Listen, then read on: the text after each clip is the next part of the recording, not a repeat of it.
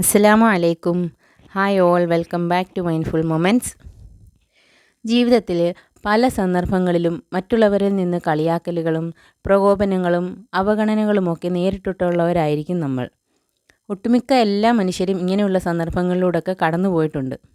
എന്നാൽ എത്ര പേർ ആ സാഹചര്യത്തിൽ പ്രതികരിക്കാതിരുന്നിട്ടുണ്ടാവും? വെറും വിരലിലെണ്ണാവുന്നവരേ ഉണ്ടാവും എന്നാണ് എനിക്ക് തോന്നുന്നത്.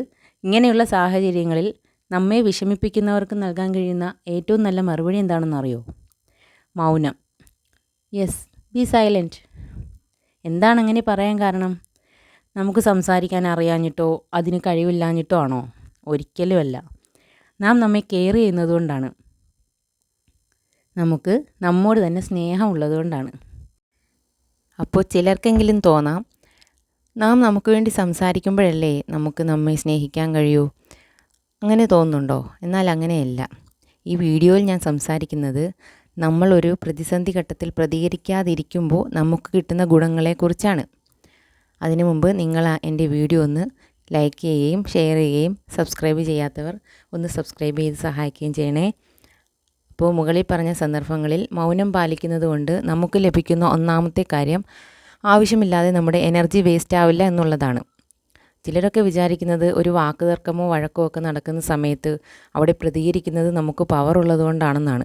ഒരിക്കലും അങ്ങനെയല്ല. യഥാർത്ഥത്തിൽ നമ്മുടെ എനർജി അവിടെ നഷ്ടമാവുകയാണ്. അതുപോലെ തന്നെ നമ്മുടെ സമാധാനം, സന്തോഷം, വിലപ്പെട്ട സമയം ഇതെല്ലാം നഷ്ടപ്പെട്ടുകൊണ്ടിരിക്കുകയാണ്. എന്നാൽ ഈ സാഹചര്യത്തിൽ കുറച്ച് സമയം ഒന്ന് സൈലൻ്റ് ആയിട്ടിരിക്കുന്നത് നമുക്കിവയെല്ലാം സേവ് ചെയ്യാൻ വേണ്ടി സഹായിക്കും. നിങ്ങളിൽ പലരെയും പോലെ ഈ രണ്ട് സന്ദർഭങ്ങളിലൂടെയും ഞാൻ കടന്നു പോയിട്ടുണ്ട്. ആ സമയത്ത് എനിക്ക് എന്നെ തന്നെ കൺട്രോൾ ചെയ്യാൻ പറ്റുന്നുണ്ടായിരുന്നില്ല. ഞാൻ ഈ പ്രതികരിച്ചിരുന്ന സമയത്ത് മാത്രമല്ല, ശരീരമെല്ലാം വിറച്ച് വിയർത്ത് വല്ലാത്ത ക്ഷീണം തോന്നുന്നൊരവസ്ഥയായിരുന്നു. ദേഷ്യവും കരച്ചിലും കുറ്റബോധവും എല്ലാം കൂടി ഒന്നിച്ച് വരുന്നൊരു ഭീകരമായ അവസ്ഥ. എന്നാൽ ആളുകൾ എന്നെ പ്രവോക്കുന്ന സമയത്ത് ഞാൻ പ്രതികരിക്കാതിരുന്നപ്പോൾ എനിക്ക് എന്തെന്നില്ലാത്ത സമാധാനവും സന്തോഷവും ഒക്കെ അനുഭവിക്കാൻ സാധിച്ചിട്ടുണ്ട്. ആ സമയത്ത് എന്നെ കൺട്രോൾ ചെയ്യാൻ വേണ്ടി ഞാൻ സ്വയം പറയും, നീ തെറ്റൊന്നും ചെയ്തിട്ടില്ലെങ്കിൽ പിന്നെ നീ എന്തിനാണ് സംസാരിക്കാൻ നിൽക്കുന്നത്? നീ അവരുടെ വഴിക്ക് അവരെ വിട്ടേക്കുക, ആവശ്യമില്ലാതെ സംസാരിക്കേണ്ട കാര്യമില്ല. ഇങ്ങനെ പറഞ്ഞ് എന്നെ തന്നെ സമാധാനിപ്പിക്കുമായിരുന്നു.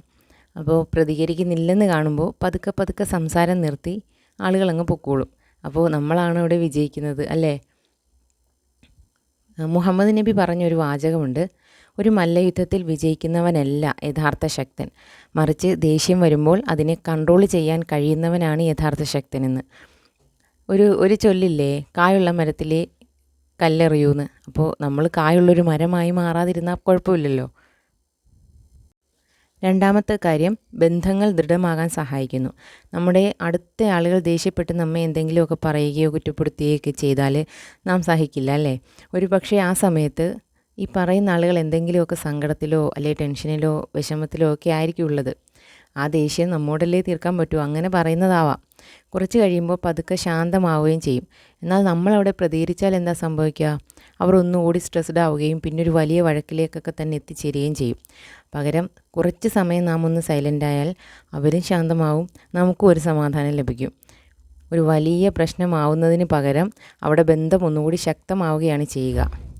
സൈലൻ്റ് ആവുക എന്നാൽ അത് വളരെ നല്ലൊരു കാര്യമാണ്, പ്രത്യേകിച്ച് ബന്ധങ്ങളിൽ. മൂന്നാമത്തെ ഗുണമെന്ന് പറഞ്ഞാൽ പക്വതയോടെ പെരുമാറാനുള്ള സമയം ലഭിക്കുന്നു.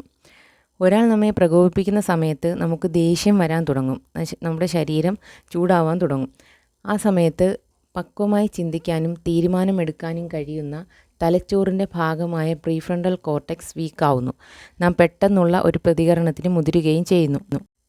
എന്നാൽ നാം പ്രതികരിക്കാതെ കാമായി നിൽക്കുന്ന സമയത്ത് നമുക്ക് നമ്മുടെ ചിന്തകളെ കൺട്രോൾ ചെയ്യാനും ആവശ്യമില്ലാത്തത് പറയാതിരിക്കാനും പക്വതയോടെ മറുപടി പറയാനും സാധിക്കുന്നു. അതുമൂലം നമ്മുടെ വ്യക്തിത്വം അവിടെ ഉയരുകയാണ് ചെയ്യുന്നത്. സമാധാനമായിട്ടുള്ള മറുപടി എതിരെ നിൽക്കുന്ന ആളിനെയും ചിന്തിക്കാൻ വേണ്ടിയിട്ട് പ്രാപ്തനാക്കും. നാലാമത്തെ ഗുണമെന്ന് പറയുന്നത് കുറ്റബോധം ഇല്ലാതാകുന്നു. നിങ്ങൾ ശ്രദ്ധിച്ചിട്ടുണ്ടോ? ഒരു വഴക്കിനോ ആവശ്യമില്ലാത്ത സംസാരത്തിനോ ഒക്കെ ശേഷം നമുക്കൊരു കുറ്റബോധം വരും. ഞാൻ അവരോട് സംസാരിക്കേണ്ടിയിരുന്നില്ല, എൻ്റെ സമയം അത്രയും പോയല്ലോ, ഞാൻ അങ്ങോട്ട് പോവണ്ടായിരുന്നു എന്നൊക്കെയുള്ള ഒരു കുറ്റബോധം നമുക്കിങ്ങനെ വരും. അപ്പോൾ ഇത്തരത്തിലുള്ള ഒരു കുറ്റബോധത്തിൽ നിന്ന് നമുക്ക് മോചനം ലഭിക്കും. അഞ്ചാമത്തെ കാര്യം, നമുക്ക് നമ്മെ അല്ലെങ്കിൽ നമ്മുടെ ഇമോഷൻസിനെ കൺട്രോൾ ചെയ്യാനുള്ള ഒരു കഴിവ് ലഭിക്കുന്നു എന്നുള്ളതാണ്. ഈ ഒരു കാര്യം അത്ര ഈസി ഒന്നുമല്ല. മനുഷ്യനെന്ന് പറഞ്ഞാലേ ഒരു വികാര ജീവിയാണ്. ഡെയിലി എന്തൊക്കെ വികാരങ്ങളാണ് നമ്മുടെ ഉള്ളിലൂടെ കടന്നു പോകുന്നത്. കോപം, സങ്കടം, അസൂയ, പക, ഇങ്ങനെ പല പല വികാരങ്ങൾ മാറി മാറി വന്നുകൊണ്ടേയിരിക്കും. പലരെയും കൺട്രോൾ ചെയ്യുന്നത് ഈ ഇമോഷൻസാണ്. എന്നാൽ നമുക്ക് തിരിച്ച് നമ്മുടെ ഇമോഷൻസിനെ കൺട്രോൾ ചെയ്യാൻ സാധിച്ചാൽ അത് വലിയൊരു കഴിവാണ്. അത് നമ്മളെ സംബന്ധിച്ചിടത്തോളം വലിയൊരു വിജയമാണ്. അതായത് ഏതവസരത്തിലും ഇമോഷൻസിനെ കൺട്രോൾ ചെയ്ത് പെരുമാറാനുള്ള കപ്പാസിറ്റിയാണ് നമുക്ക് അവിടെ ലഭിക്കുന്നത്. ഈ കൺട്രോളിംഗ് ആണ് പലർക്കും ഇല്ലാത്തത്. ഈ ഇമോഷൻസിനെ കൺട്രോൾ ചെയ്യാനുള്ള ഒരു സിമ്പിളായിട്ടുള്ള വഴി ഞാൻ പറയാം. ഇതിൻ്റെ സ്റ്റെപ്സ് സിമ്പിളാണെങ്കിലും പ്രാവർത്തികമാക്കാൻ നാം നന്നായി പരിശീലിക്കണം. എന്താണെന്ന് വെച്ചാൽ, ആവശ്യമില്ലാത്ത സങ്കടവും ദേഷ്യവും ഒക്കെ വരുന്ന സമയത്ത് ആദ്യം നമ്മെ ഒന്ന് പോസ് ചെയ്യുക. കുറച്ച് സമയത്തേക്ക് നമ്മളെ ഒന്ന് പോസ് ചെയ്ത് നിർത്തുക. ഇനി പ്രതികരിക്കേണ്ടി വരുന്ന സാഹചര്യത്തിൽ ആദ്യം കുറച്ച് സമയത്തേക്ക് നമ്മളെ ഒന്ന് പോസ് ചെയ്യുക. നമ്മൾ സ്വയം പറയുക, നില്ല് പ്രതികരിക്കാൻ വരട്ടെ എന്ന് സ്വയം ഒന്ന് പറയുക. രണ്ടാമത്തെ കാര്യം, ബ്രീത്ത്. ശ്വാസം നന്നായി എടുത്ത് വിടുക. നമ്മുടെ കുറച്ച് സമയത്തേക്ക് നമ്മളൊരു 3-4 വട്ടം നമ്മളിങ്ങനെ ശ്വാസം എടുത്ത് വിടുമ്പോൾ നമ്മൾ പതുക്കെ കൂളാവും. നമ്മുടെ ബോഡിയെയും ബ്രെയിനെയും ഒക്കെ കാമാക്കാനും അതുപോലെ ശരിയായ രീതിയിൽ ചിന്തിക്കാനും ഇത് സഹായിക്കും. മൂന്നാമത്തെ കാര്യം, ചൂസ് ചെയ്യുക. അതായത് ഇനി നമ്മുടെ ഇഷ്ടമാണ്. പറ്റിയ പ്രതികരണം ഏതാണെന്ന് നമ്മൾ ഡിസൈഡ് ചെയ്യുക. സൈലൻ്റായി ഇരിക്കേണ്ട സ്ഥലത്ത് അങ്ങനെ ചെയ്യുക. നീ അഥവാ പക്വതയോടെ മറുപടി നൽകേണ്ട സ്ഥലമാണെങ്കിൽ അവിടെ പക്വതയോടെ നമ്മൾ മറുപടി പറയുക. അപ്പോൾ എന്തൊക്കെയാണ്? Pause, breathe, choose. പെട്ടെന്നുള്ള പ്രതികരണത്തിന് പകരം ഇങ്ങനെയൊക്കെ ഒന്ന് പ്രാക്ടീസ് ചെയ്താൽ അത് നമ്മുടെ വാല്യൂ ഉയർത്തും. സമചിത്തതയോടുകൂടി മറുപടി പറയാനും അതുപോലെ തന്നെ ആവശ്യമില്ലാത്ത സ്ട്രെസ്സ് നമ്മുടെ തലയിൽ കയറ്റി വയ്ക്കാതിരിക്കാനും ഇത് ഹെൽപ്പ് ചെയ്യും. അപ്പോൾ ഇന്നത്തെ വീഡിയോ ഇത്രയേ ഉള്ളൂ. അസ്സലാമു അലൈക്കും.